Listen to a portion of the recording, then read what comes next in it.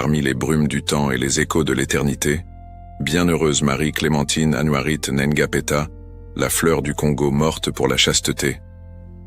Il fut un temps où les forêts du Congo gardèrent des secrets plus anciens que la mémoire humaine elle-même. Entre les rivières qui serpentaient comme des veines dorées à travers la terre rouge, et sous l'ombre des arbres centenaires qui touchaient le ciel de leurs branches étendues comme des bras en prière, respirait une Afrique qui rêvait encore d'innocence. C'était la fin des années 1930, alors que le monde se préparait à plonger dans les ténèbres d'une guerre mondiale, mais sur les terres congolaises, la vie battait avec la simplicité de ceux qui trouvent dans le quotidien les traces du sacré. Wamba était l'une de ces petites communautés où le temps semblait s'écouler plus lentement, où les enfants jouaient pieds nus sur les routes en terre battue, et où les adultes se retrouvaient au crépuscule pour partager les histoires que leurs grands-parents leur avaient racontées. Les maisons en adobe et en paille s'alignaient comme des soldats humbles face à l'immensité de la nature, et les voix qui résonnaient dans l'air portaient autant les chants ancestraux que les hymnes chrétiens arrivés avec les missionnaires européens. C'était une terre où deux spiritualités coexistaient, pas toujours en harmonie, mais trouvant souvent des points de convergence dans la quête du transcendant. L'odeur de la terre mouillée après les pluies torrentielles de la saison humide se mêlait au parfum des fleurs sauvages qui poussaient spontanément dans les champs. Les matins s'éveillaient au cœur des oiseaux tropicaux, dont les couleurs vibrantes semblaient avoir été peintes par la main même de Dieu. Et les nuits arrivaient enveloppées du parfum des jasmins, qui n'éclosaient que lorsque les étoiles prenaient possession du ciel.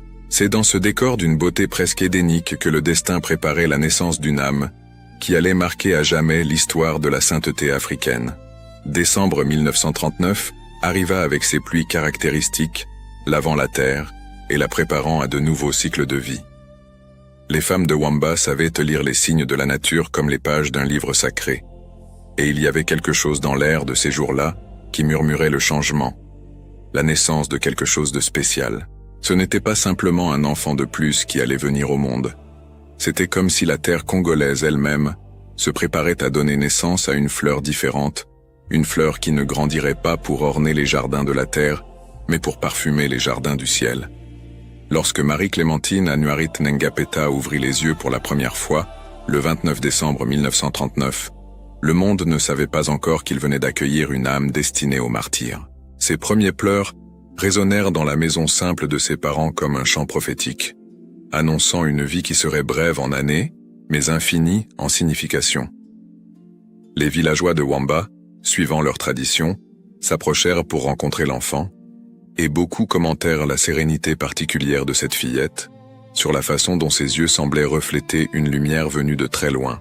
La famille Ngapeta avait déjà embrassé la foi catholique avec la sincérité caractéristique de ceux qui trouvent dans l'Évangile non seulement une doctrine, mais un chemin de vie. Les parents de Marie-Clémentine étaient des gens simples, des travailleurs de la terre qui trouvaient dans leurs cultures et dans leurs prières quotidiennes la subsistance du corps autant que celle de l'âme. Ils savaient que la vie au Congo n'était pas facile, que les défis de la pauvreté et de l'instabilité politique planaient toujours comme des nuages lourds au-dessus de leur tête, mais ils avaient appris à faire confiance à la providence divine avec la foi de ceux qui avancent main dans la main avec le mystère. Dans les premières années de la vie de Marie-Clémentine, le Congo traversait de profondes transformations. La domination coloniale belge avait apporté des changements significatifs dans la région, pas toujours bénéfiques pour la population locale. Les traditions ancestrales coexistaient, non sans tension, avec la modernité européenne, tandis que l'Église catholique gagnait du terrain, établissant des missions, des écoles et des couvents sur l'ensemble du territoire. C'était un temps de rencontres et de heurts culturels, une période où de nombreuses familles, comme celle des Ngapeta, tentaient de préserver le meilleur de leurs racines tout en embrassant les enseignements chrétiens. La petite Marie-Clémentine grandissait dans cet environnement de foi domestique, où les prières du matin se mêlaient aux tâches quotidiennes, où les histoires bibliques étaient racontées à côté des légendes ancestrales, où l'amour de Jésus-Christ s'exprimait dans la simplicité des gestes de chaque jour. Dès son plus jeune âge, elle montrait une inclination naturelle pour le silence contemplatif, pour les moments de recueillement qui, aux yeux des adultes, semblaient trop mûrs pour une enfant de son âge. Il y avait quelque chose dans sa façon d'observer le monde qui intriguait ceux qui l'entouraient. Marie-Clémentine n'était pas une enfant mélancolique ni renfermée, mais elle possédait une qualité d'attention, une manière d'être présente, qui suggérait une compréhension de la vie au-delà de ces quelques années. Quand elle jouait avec d'autres enfants, elle prenait souvent le rôle de médiatrice dans les petites disputes enfantines. Quand les adultes discutaient des problèmes de la communauté, elle écoutait avec un sérieux impressionnant. Et lorsque la famille se réunissait pour les prières du soir, c'était toujours elle qui montrait le plus de concentration, comme si chaque mot adressé à Dieu trouvait en son cœur un écho profond. Les premiers signes de sa vocation religieuse commencèrent à se manifester dès l'enfance. Marie-Clémentine construisait de petits autels dans les coins de la maison, où elle plaçait des fleurs sauvages, et une croix rudimentaire faite de branches sèches. Elle passait des heures dans ces espaces improvisés, parlant à Jésus comme à un ami intime. Ses jeux préférés consistaient à reproduire les cérémonies de l'Église, et elle insistait toujours pour jouer le rôle de la religieuse, se couvrant la tête d'un tissu et marchant avec la solennité qu'elle avait observée chez les sœurs qui visitaient occasionnellement la région. En grandissant, il devenait de plus en plus évident que Marie-Clémentine possédait une sensibilité spirituelle exceptionnelle. Ce n'était pas simplement une piété enfantine, mais quelque chose de plus profond, une soif de Dieu qui semblait faire partie intégrante de sa nature. Ses parents, d'abord surpris par l'intensité de la religiosité de leur fille, commencèrent à comprendre qu'ils étaient face à quelque chose de spécial, une vocation qui dépassait les projets ordinaires de la vie familiale. Le Congo de ces années-là était une terre de contrastes extrêmes. La beauté naturelle exubérante coexistait avec la dureté de la vie coloniale. Les richesses minérales du sous-sol contrastaient avec la pauvreté de la population locale, et la spiritualité profonde des peuples africains rencontrait la religiosité catholique apportée par les Européens. C'est dans ce contexte complexe et souvent contradictoire que Marie-Clémentine Anuarit grandissait, absorbant à la fois les influences culturelles de sa terre natale et les enseignements chrétiens qui allaient façonner sa vision du monde. Les saisons se succédaient à Wamba, avec la régularité que seule la nature africaine connaît. Les pluies allaient et venaient, les récoltes alternaient entre abondance et pénurie, et la vie de la communauté suivait ses rythmes ancestraux, désormais ponctués par les célébrations liturgiques catholiques. Marie-Clémentine observait ces changements avec l'attention de celle qui apprend à lire, dans les cycles naturels, des leçons sur l'éternité, sur la manière dont la vie et la mort s'entrelacent dans une danse mystérieuse que seul Dieu peut pleinement comprendre. À l'adolescence, il ne faisait plus de doute quant au chemin que son cœur désirait suivre. La vie religieuse l'appelait avec une insistance qu'elle ne pouvait ignorer, une voix intérieure qui grandissait en intensité à mesure qu'elle mûrissait.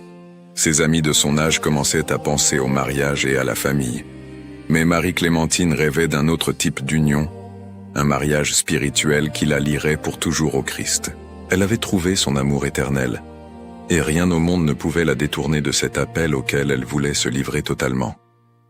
L'éveil de la conscience spirituelle chez Marie-Clémentine Anuarit ne fut pas un événement soudain, mais un processus graduel, semblable à l'éclosion d'une fleur qui pousse lentement jusqu'à révéler toute sa beauté.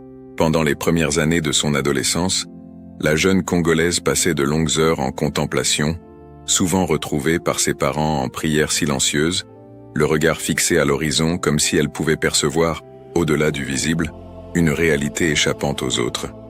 Wamba, sa ville natale, était devenue un petit centre d'influence catholique grâce au travail infatigable des missionnaires qui s'y étaient établis. La présence des sœurs de la Sainte Famille dans la région ouvrait de nouvelles perspectives aux jeunes filles qui ressentèrent l'appel religieux. Marie-Clémentine observait ces femmes consacrées avec une admiration qui allait bien au-delà de la simple curiosité. Elle voyait en elles l'incarnation vivante de ses propres rêves spirituels, la preuve qu'il était possible de consacrer toute sa vie au service de Dieu. Les conversations familiales sur l'avenir de Marie-Clémentine commencèrent à s'intensifier lorsqu'elle atteignit l'âge de 15 ans. Ses parents, bien que chrétiens dévoués, hésitèrent d'abord face à la détermination de leur fille à embrasser la vie religieuse. Non par manque de foi, mais par la préoccupation naturelle de parents aimants soucieux de s'assurer que le choix de leur fille était sincère et durable. Le Congo des années 1950 connaissait d'importantes transformations politiques et sociales, et la vie religieuse représentait non seulement une option spirituelle, mais aussi une décision qui allait profondément influencer l'avenir de la jeune fille. Pendant des mois, Marie-Clémentine s'employa à démontrer, par ses actions, l'authenticité de sa vocation. Elle multiplia les œuvres de charité, aidant les voisins les plus démunis, soignant les malades de la communauté et enseignant le catéchisme aux plus jeunes enfants.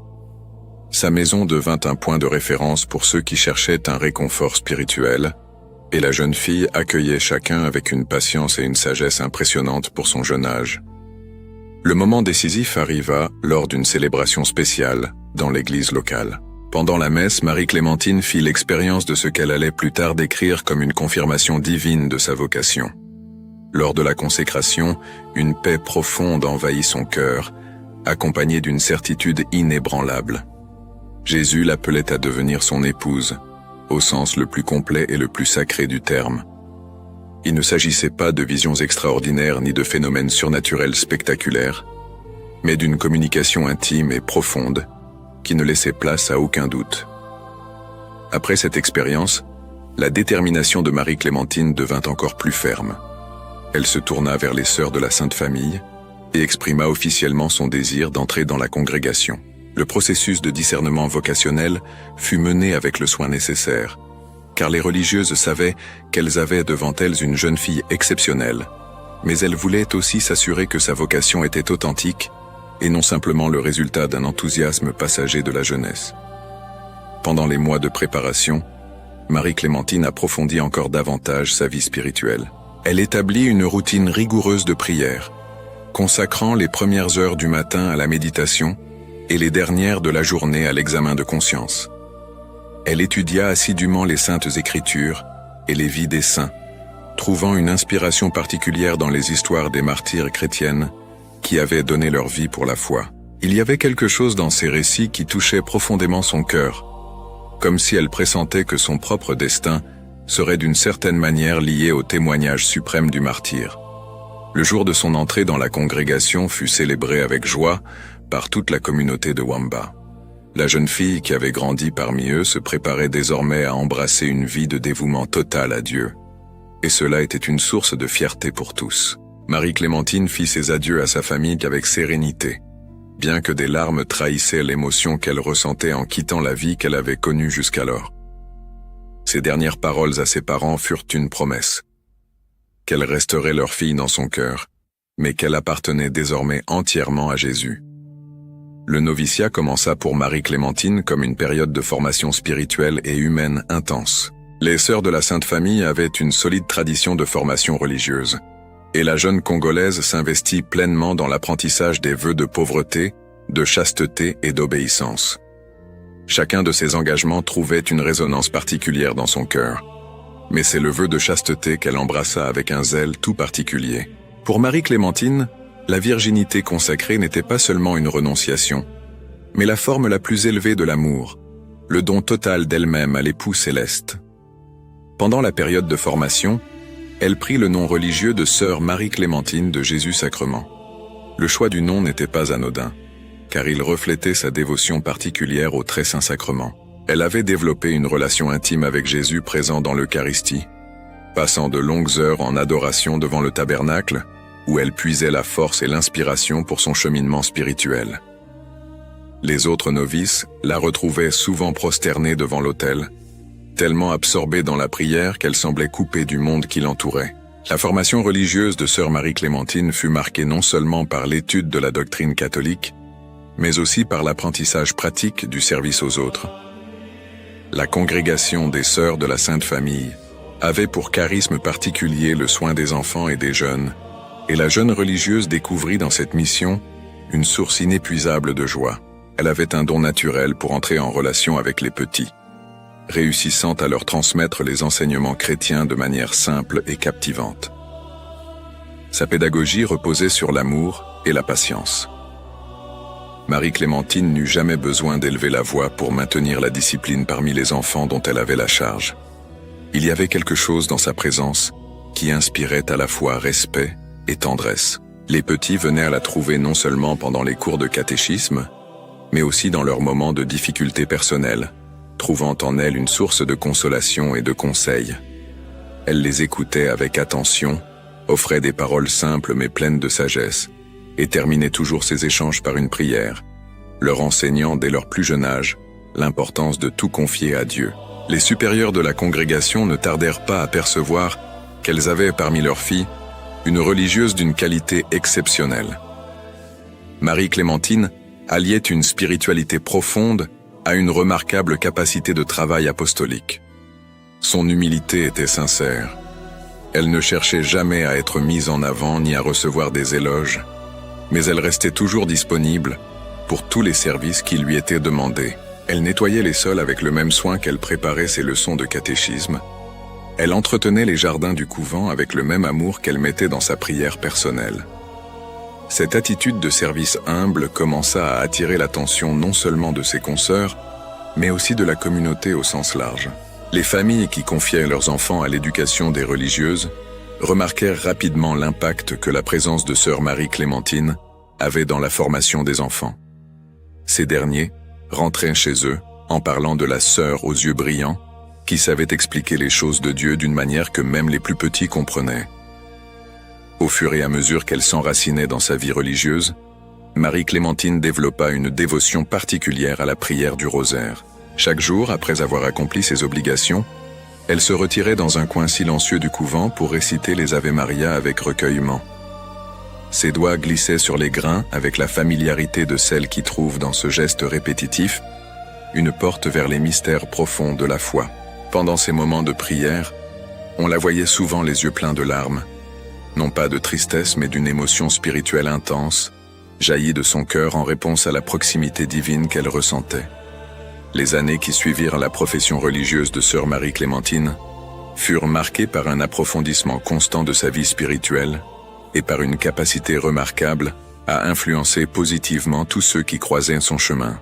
Le Congo du début des années 1960 était une nation en transition, luttant pour trouver son identité dans le contexte de l'indépendance nouvellement acquise.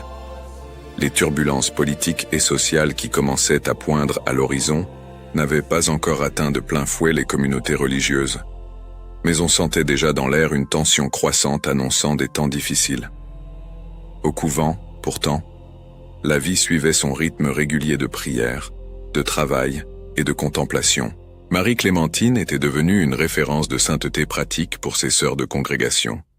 Ce n'était pas une sainteté spectaculaire, faite d'extase mystique ou de phénomènes extraordinaires, mais une sainteté du quotidien, tissée dans l'accomplissement fidèle des petits devoirs et dans la recherche constante de la perfection dans l'amour de Dieu.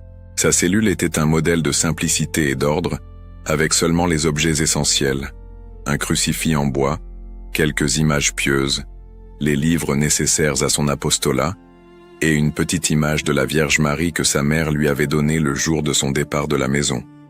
La routine quotidienne de sœur Marie-Clémentine commençait avant l'aube, lorsqu'elle se levait en silence pour passer 1 heure en prière personnelle, avant les prières communautaires du matin. Ces moments de solitude avec Dieu étaient sacrés pour elle. Ils représentaient le cœur de sa vie spirituelle. Elle s'asseyait devant le crucifix et entrait dans un dialogue intime avec Jésus, partageant ses joies, ses préoccupations, ses espoirs et ses peurs. C'était une relation d'amour authentique, marquée par la spontanéité et la confiance de celle qui se sait pleinement aimée. Pendant le petit déjeuner communautaire, Marie-Clémentine s'asseyait toujours à la même place, près des sœurs les plus jeunes ou de celles qui traversaient une période difficile. Elle avait le don de percevoir quand quelqu'un était triste ou préoccupé, et offrait sa présence silencieuse ou un mot d'encouragement selon le besoin. Elle n'était jamais intrusive dans son souci des autres, mais toujours disponible, comme une présence maternelle qui offre du réconfort sans poser de questions inutiles.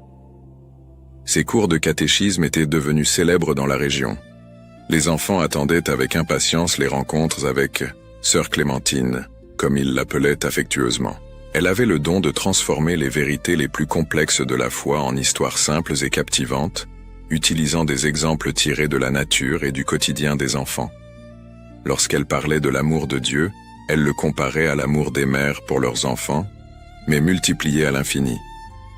Lorsqu'elle expliquait l'importance de la prière, elle utilisait l'image d'une conversation entre amis intimes.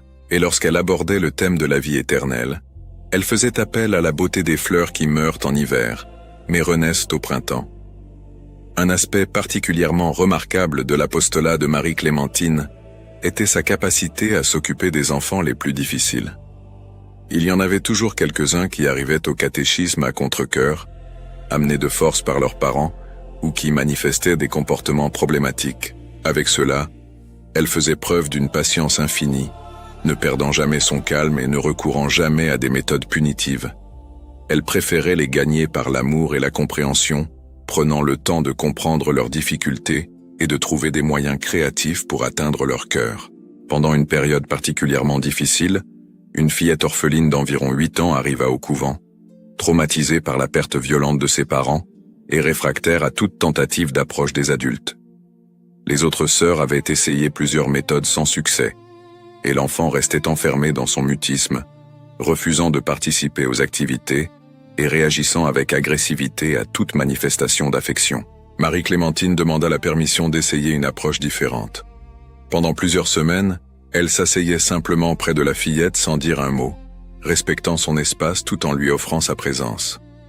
Parfois, elle fredonnait doucement des chansons traditionnelles congolaises qu'elle avait apprises dans son enfance, ou racontait à voix basse des histoires, comme si elle se parlait à elle-même. Peu à peu, l'enfant commença à écouter, d'abord en silence, puis en s'approchant timidement. Le moment décisif survint lorsque, pendant une histoire racontée par Marie-Clémentine sur Jésus et les enfants, la petite demanda d'une voix presque inaudible « Est-ce que Jésus m'aimerait moi aussi ?» À partir de ce moment-là, une relation spéciale se développa entre elles, qui dura jusqu'au dernier jour de la vie de Marie-Clémentine. L'enfant devint l'une de ses aides les plus dévouées, l'accompagnant lors de ses visites aux malades de la communauté et l'assistant dans la préparation des cours de catéchisme.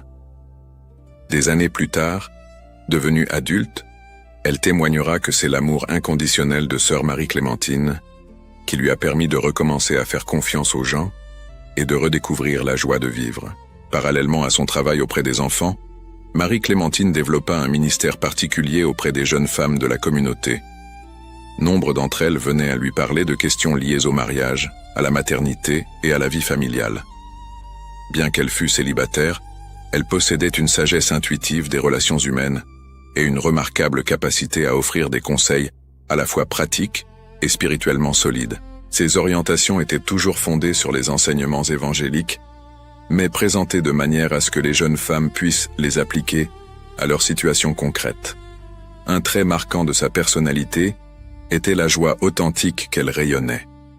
Marie-Clémentine vivait sa vocation religieuse avec un bonheur évident qui se répandait autour d'elle. Elle riait facilement, appréciait les petites beautés de la vie et trouvait des raisons de gratitude même dans les circonstances les plus difficiles. Ses sœurs de congrégation disaient souvent que sa présence transformait l'atmosphère, apportant légèreté et espérance dans les moments de découragement ou d'inquiétude. Cette joie puisait ses racines dans la profondeur de sa relation avec Dieu. Marie-Clémentine avait compris que la sainteté n'était pas un lourd fardeau à porter, mais bien la forme la plus accomplie de la réalisation humaine. Elle avait découvert en Jésus non un maître sévère imposant des sacrifices douloureux, mais un ami intime l'invitant à une aventure d'amour sans limite. Sa chasteté consacrée n'était pas vécue comme une privation, mais comme une forme supérieure d'amour qui la libérait pour aimer tous les autres avec le cœur du Christ. Les supérieurs de la congrégation commencèrent à envisager la possibilité de confier à Marie-Clémentine des responsabilités plus grandes au sein de l'organisation.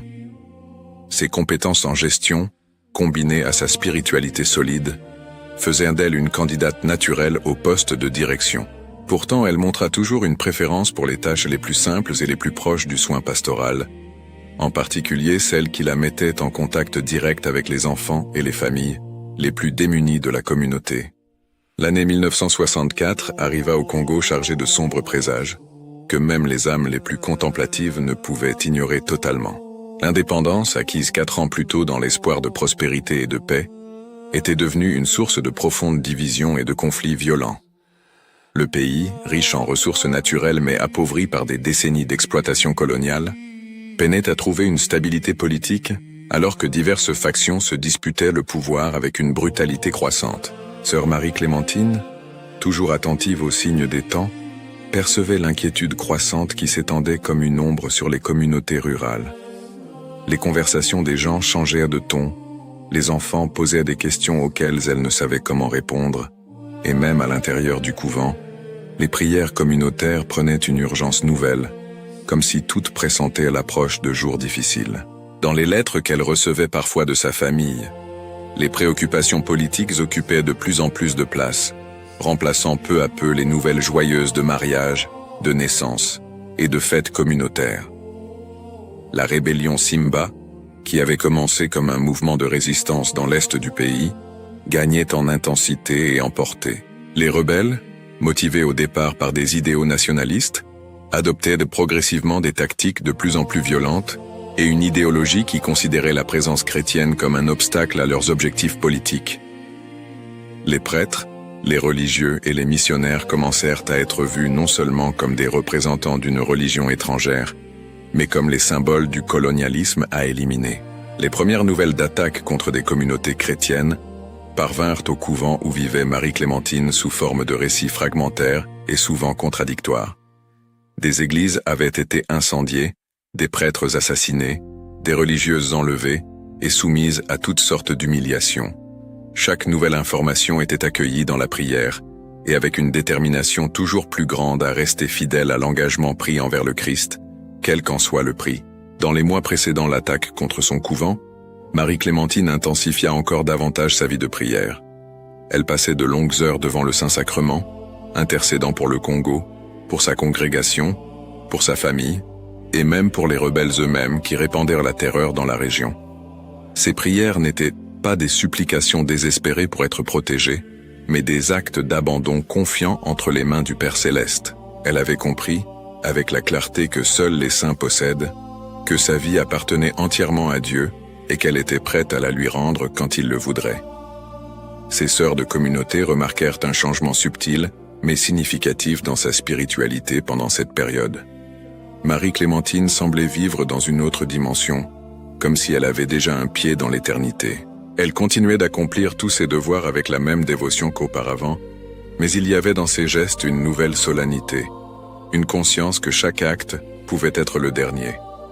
Elle accordait plus d'attention aux détails dans ses cours de catéchisme, comme si elle voulait transmettre aux enfants, dans le temps qu'il lui restait, toutes les vérités essentielles de la foi.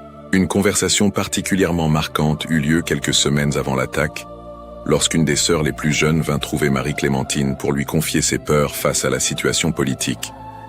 La jeune religieuse était visiblement angoissée, inquiète non seulement pour sa propre sécurité, mais aussi pour l'avenir de la mission chrétienne au Congo. Marie-Clémentine l'écouta avec patience, lui offrit des paroles de réconfort, puis dit quelque chose qui resterait gravé à jamais dans la mémoire de son interlocutrice. Si Jésus nous appelle à témoigner de notre amour pour lui à travers la souffrance, nous devons nous considérer comme privilégiés. Beaucoup de saints ont désiré cette grâce et ne l'ont pas reçue. Ces paroles ne révélaient pas un désir morbide de mourir, mais bien une compréhension profonde du mystère chrétien de la souffrance rédemptrice. Marie-Clémentine s'était plongée dans la contemplation de la passion du Christ et y avait découvert non seulement un exemple d'amour sacrificiel, mais aussi une invitation personnelle à participer à l'œuvre du salut. Si Dieu permettait que sa vie devienne une offrande pour la conversion des cœurs et pour la paix dans sa terre natale, elle était prête à répondre à cet appel. Au cours des dernières semaines de novembre 1964, les signes de l'approche du danger se multiplièrent. Des réfugiés arrivaient constamment dans la région, apportant des récits terrifiants sur la brutalité des rebelles Simba. Les routes étaient devenues dangereuses, le commerce local avait pratiquement cessé, et une atmosphère de peur s'était installée sur les communautés. Au couvent, les sœurs poursuivaient leurs activités régulières, mais toutes savaient qu'il ne s'agissait que d'une question de temps avant que la violence ne les atteigne. Marie-Clémentine utilisa ces jours pour se préparer spirituellement à ce qui allait arriver. Elle intensifia ses pratiques de pénitence, non par masochisme spirituel, mais comme un moyen de s'unir plus intimement aux souffrances du Christ. Elle jeûnait plus fréquemment, dormait moins pour consacrer plus de temps à la prière, et offrait de petits sacrifices quotidiens pour la conversion des cœurs endurcis par la violence. En même temps, elle redoubla de soins envers les personnes dépendantes du couvent, comme si elle voulait laisser derrière elle le plus grand nombre possible d'actes d'amour comme héritage terrestre.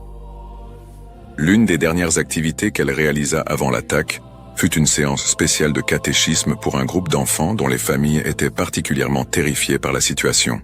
Plutôt que d'annuler le cours à cause des dangers, Marie-Clémentine décida d'en faire un moment d'espérance et de renforcement de la foi. Elle leur raconta des histoires de saints ayant affronté des persécutions, leur expliqua que Jésus était toujours présent même dans les moments les plus sombres, et leur enseigna une prière spéciale pour les temps de peur. Les enfants sortirent de cette rencontre apaisés et confiants, portant en eux les dernières semences de foi qu'elle allait semer dans leur cœur. Le matin de décembre 1964 se leva avec une quiétude inquiétante, comme si elle annonçait la tempête imminente. Le ciel était chargé de lourds nuages qui bloquaient partiellement la lumière du soleil, créant une atmosphère sombre qui reflétait la tension régnant dans la région. Au couvent des Sœurs de la Sainte Famille, la routine matinale suivait son cours habituel, mais toutes les religieuses sentaient dans l'air quelque chose de différent, une sorte d'électricité spirituelle qui précède les grands événements de l'histoire. Marie-Clémentine s'était levée, comme à son habitude, avant l'aube pour son temps de prière personnelle. Ce matin-là, toutefois, sa prière avait une qualité différente. Elle s'agenouilla devant le crucifix dans sa cellule et eut la certitude intérieure que ce jour serait décisif dans sa vie. Ce ne fut pas une révélation surnaturelle dramatique, mais plutôt une intuition profonde, de celle que seules les âmes très proches de Dieu peuvent percevoir. Elle offrit sa vie, comme elle le faisait chaque jour, mais cette fois ses paroles portèrent le poids d'une offrande qu'elle savait pouvoir être acceptée sous peu. Pendant la prière communautaire du matin, les sœurs remarquèrent quelque chose de particulier dans l'attitude de Marie-Clémentine. Elle participa au chant avec une intensité émotionnelle inhabituelle, comme si chaque mot adressé à Dieu était trop précieux pour être gaspillé. Ses réponses lors de la récitation des psaumes résonnaient avec une conviction qui touchait profondément le cœur de ses compagnes. C'était comme si elle faisait déjà ses adieux, bien qu'aucun mot de départ n'ait été prononcé.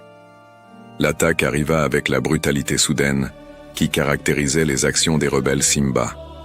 Vers midi, un groupe armé envahit le couvent, criant des slogans politiques et proférant des menaces à l'encontre des religieuses. Les hommes étaient manifestement sous l'effet de substances qui augmentaient leur agressivité et leurs yeux brillaient d'une violence déshumanisée.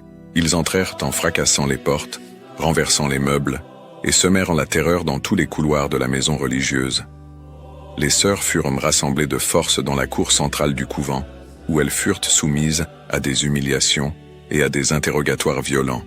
Les rebelles cherchaient n'importe quel prétexte pour justifier davantage de violence, accusant les religieuses d'être des espionnes du gouvernement ou des collaboratrices des ennemis du mouvement Simba. Marie-Clémentine resta calme pendant toute la procédure, répondant aux questions avec sincérité, sans jamais montrer la peur que ses bourreaux espéraient provoquer. C'est à ce moment-là que le colonel Olombe la remarqua.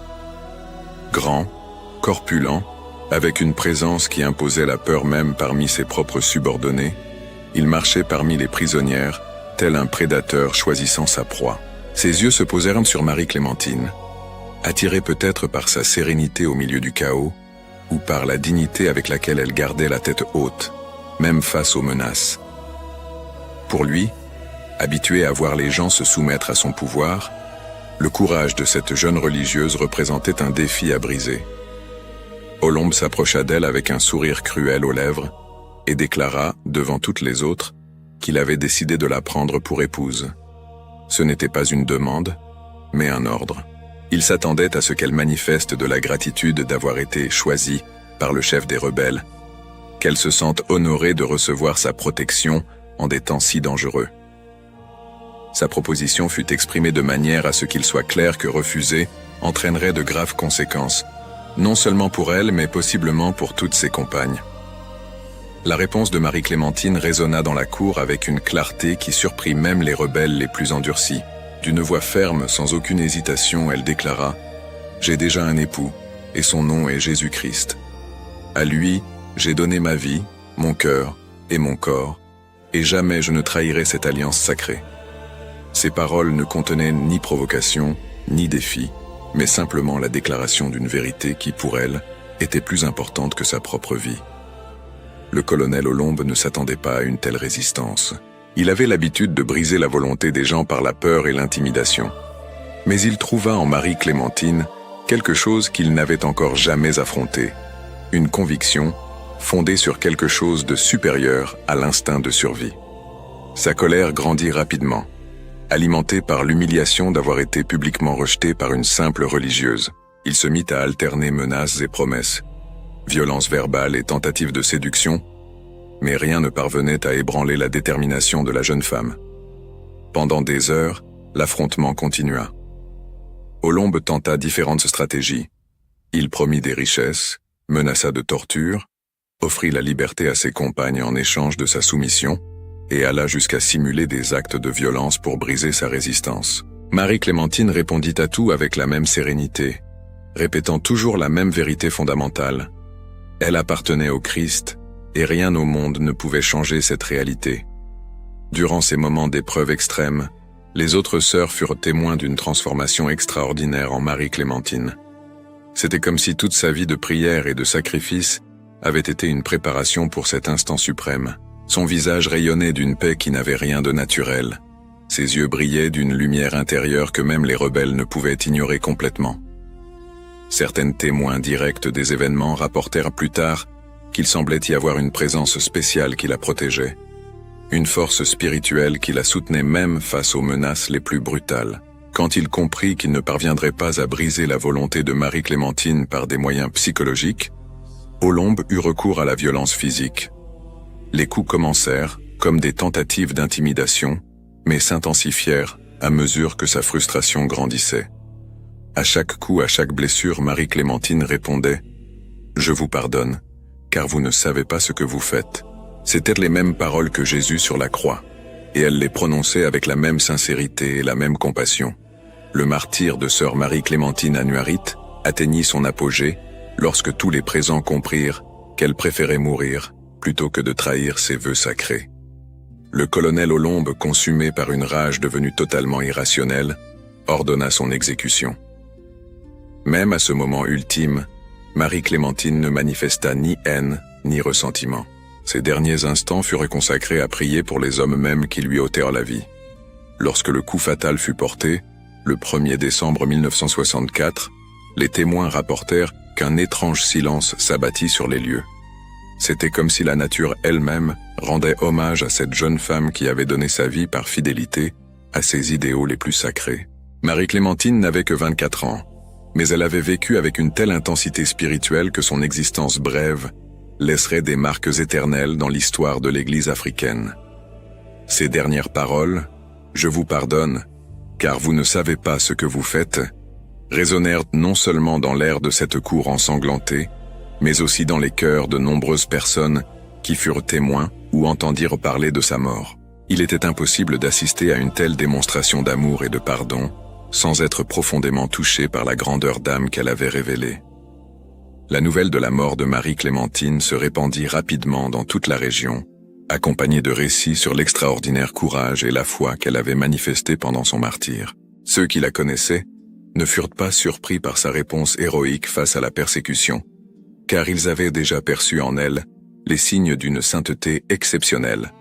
Toutefois, même ceux qui ne l'avaient jamais rencontrée personnellement furent touchés par l'histoire de sa fidélité jusqu'à la mort. Peu après son décès, des récits commencèrent à circuler sur des intercessions et des grâces obtenues par sa prière. Des familles entières confrontées à des difficultés trouvèrent des solutions inattendues après avoir demandé son aide. Des malades expérimentèrent des guérisons inexplicables après avoir invoqué son nom dans la prière. Des jeunes en lutte contre les tentations liées à la pureté retrouvèrent une force nouvelle en suivant son exemple de fidélité aux valeurs chrétiennes. L'un des cas les plus émouvants fut celui d'une fillette ayant suivi ses cours de catéchisme. Traumatisée par la violence à laquelle elle avait assisté, elle passa des mois sans parler après la mort de sa chère enseignante. Un jour, lors d'une visite au lieu où Marie-Clémentine avait été enterrée, l'enfant retrouva soudainement la parole et se mit à réciter mot pour mot l'une des dernières leçons qu'elle avait reçues sur le pardon chrétien. C'était comme si la martyre poursuivait depuis l'au-delà sa mission d'éducation. Le processus de reconnaissance officielle de la sainteté de Marie-Clémentine Annuarite débuta quelques années après sa mort, stimulée par les nombreux témoignages sur sa vie exemplaire et par les grâces obtenues par son intercession. L'Église catholique mena une enquête approfondie, recueillant des déclarations de personnes qui l'avaient connue, examinant ses écrits personnels et analysant les circonstances de son martyre. En 1985, lors d'une visite historique au Congo, le pape Jean-Paul II proclama solennellement la béatification de Marie-Clémentine Anouarit devant une foule émue à Kinshasa. Ce fut un moment de grande fierté pour toute la nation congolaise et pour l'Église africaine dans son ensemble. Une jeune femme née dans la simplicité d'un village rural devenait un exemple universel de courage et de sainteté. Durant la cérémonie de béatification, le Saint-Père souligna que la bienheureuse Anouarit représentait le meilleur de la spiritualité africaine intégrée aux valeurs chrétiennes. Sa vie démontrait que la sainteté n'est pas le privilège de certaines cultures ou époques, mais un appel universel qui peut éclore partout où des cœurs sont ouverts à l'amour de Dieu. Dans les décennies qui suivirent sa béatification, la dévotion à la bienheureuse Marie-Clémentine Anouarit dépassa largement les frontières du Congo. Son histoire toucha particulièrement les jeunes, qui voyaient en elle un modèle pour vivre leur foi de manière radicale et authentique dans le monde contemporain. De nombreuses jeunes africaines commencèrent à la considérer comme une grande sœur spirituelle, quelqu'un qui avait affronté des défis semblables aux leurs et qui avait trouvé en Christ la force nécessaire pour rester fidèle à ses idéaux. Son tombeau à Isiro devint un important lieu de pèlerinage, visité chaque année par des milliers de fidèles venant y puiser inspiration et y confier leurs intentions. Le lieu où elle vécut ses derniers instants fut transformé en sanctuaire, où sont régulièrement célébrées des messes en sa mémoire, et où de nombreux jeunes font le vœu de rester fidèles aux valeurs chrétiennes. Avec le temps, la figure de la bienheureuse Anouarit s'enrichit de diverses légendes et traditions populaires qui, bien que pas toujours historiquement vérifiables, reflètent l'impact profond de sa vie sur l'imaginaire et la spiritualité populaire congolaise. L'une de ces traditions raconte que, au moment de sa mort, une pluie douce commença à tomber du ciel, comme si la nature elle-même pleurait la perte de cette âme pure. Une autre légende populaire rapporte que certains des soldats ayant participé à son exécution se seraient ensuite profondément repentis et convertis au christianisme, touchés par le pardon qu'elle leur avait accordé, même à l'instant de sa mort. Bien qu'il soit difficile de vérifier historiquement tous ces récits, ils témoignent du pouvoir transformateur que sa vie et sa mort ont exercé sur les gens de son époque. De nombreuses familles congolaises commencèrent à donner à leurs filles le nom de Marie-Clémentine, espérant qu'elles hériteraient d'une part du courage et de la pureté de leur patronne spirituelle. On prit aussi l'habitude d'invoquer son intercession, en particulier dans les situations liées à la protection de la pureté et de la dignité féminine, faisant d'elle une défenseur spirituelle des femmes confrontées à la violence ou aux pressions pour renier leurs valeurs morales.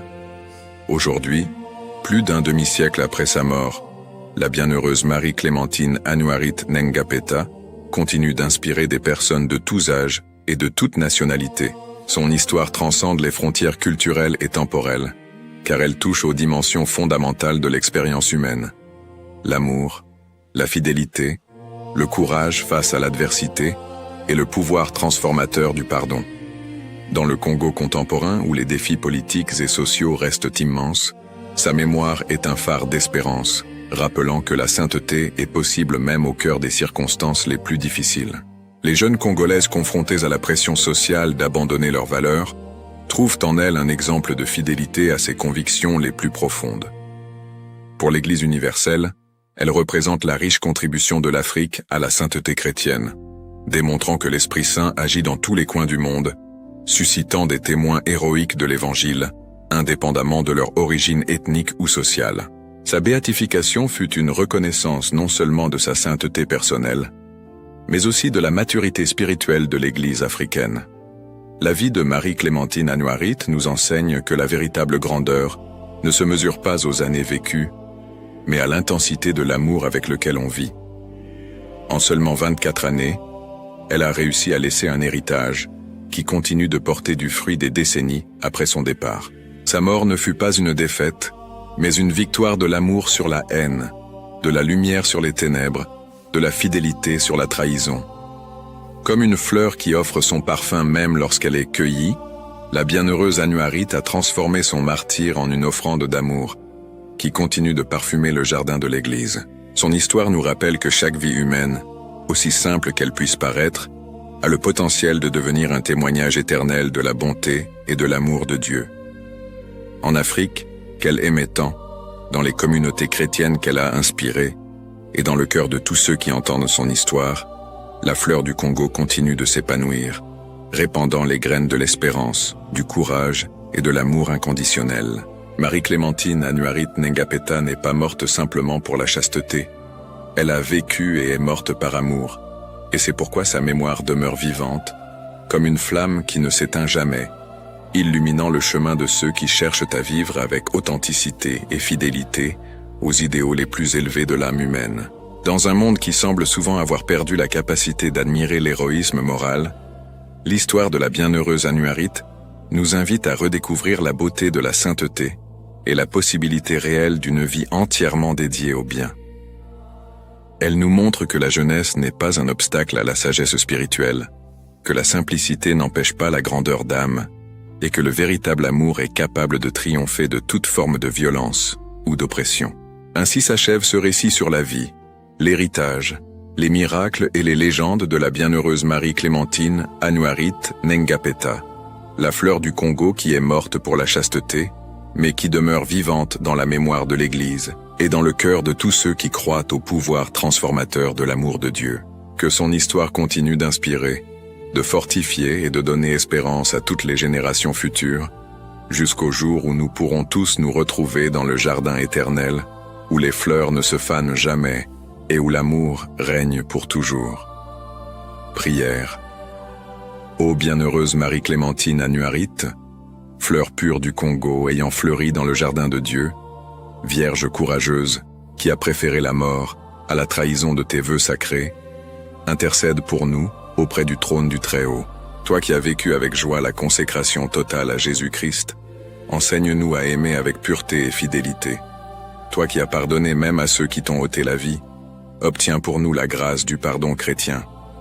Ô jeune martyr de la chasteté, protège notre jeunesse des tentations du monde, fortifie les vocations religieuses et défends toutes les femmes victimes de violences. Par ta puissante intercession, obtiens-nous les grâces dont nous avons besoin spécialement, formulez la demande, si cela est pour la gloire de Dieu et le bien de nos âmes. Ô bienheureuse Annuarite, que ton courage inspire nos cœurs à rester fidèles au Christ en toutes circonstances. Amen. Ô bienheureuse Marie-Clémentine Annuarite, prie pour nous. Ma prière. Ô Seigneur notre Dieu, dans une gratitude élevée, nous élevons nos cœurs pour te remercier pour le don de la vie et pour le privilège de transmettre ton amour à travers les histoires qui nous inspirent et nous transforment. Nous te remercions, Père, de nous accorder la force, la sagesse et le courage de partager les enseignements de ton évangile à travers ce canal, qui est devenu un phare d'espérance et de lumière au milieu des adversités du monde.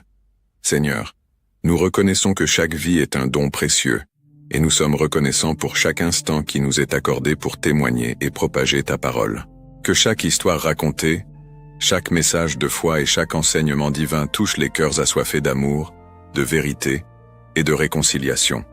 Nous te rendons grâce pour l'inspiration qui nous guide, pour les bénédictions qui se multiplient, et pour l'opportunité de contribuer à la diffusion du christianisme, en apportant la lumière de ton amour à ceux qui cherchent une direction et un réconfort.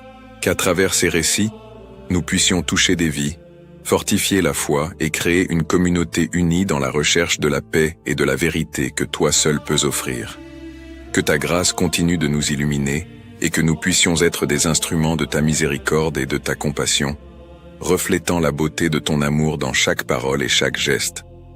Au nom de Jésus, notre Sauveur, nous te remercions de nous permettre de participer à cette mission sacrée. Amen. L'histoire de la bienheureuse Marie-Clémentine Annuarite Nengapeta nous enseigne que la véritable grandeur ne se mesure pas à la durée de la vie, mais à l'intensité de l'amour avec laquelle on vit chaque moment. Cette jeune Congolaise de seulement 24 ans a réussi à laisser une empreinte éternelle dans l'histoire de l'humanité, prouvant que la sainteté peut fleurir en tout lieu, à toute époque, dans le cœur de ceux qui se donnent entièrement à l'amour de Dieu. Son courage face à la mort Sa fidélité inébranlable à ses vœux sacrés, et surtout sa capacité à pardonner même à ceux qui lui ont ôté la vie, révèlent la force transformatrice de l'évangile du Christ.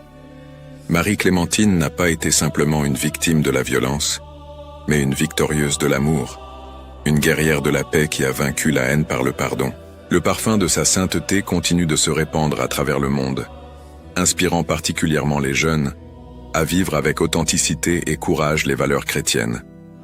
Elle nous montre qu'il est possible de rester ferme dans nos convictions, même lorsque le monde entier semble conspirer contre nous. Sa vie est un témoignage lumineux que le véritable amour est plus fort que la mort. Dans le Congo d'aujourd'hui, où les défis sociaux et politiques restent immenses, la mémoire de la bienheureuse Anouarite sert de phare d'espérance, rappelant que la transformation de la société commence par la transformation des cœurs. Elle continue d'intercéder pour sa terre natale et pour tous ceux qui invoquent sa protection. Si cette histoire extraordinaire vous a touché, n'oubliez pas de vous abonner à la chaîne Histoire sacrée, la vie des saints, de partager cette vidéo avec vos amis et votre famille, et de laisser un like pour nous encourager à continuer à vous apporter ces récits inspirants de foi et de courage. Nous aimerions connaître votre avis. Quel exemple de la vie de la bienheureuse Anouarite a le plus touché votre cœur? Est-ce son courage face au danger, sa capacité à pardonner ses ennemis, ou sa fidélité absolue au Christ?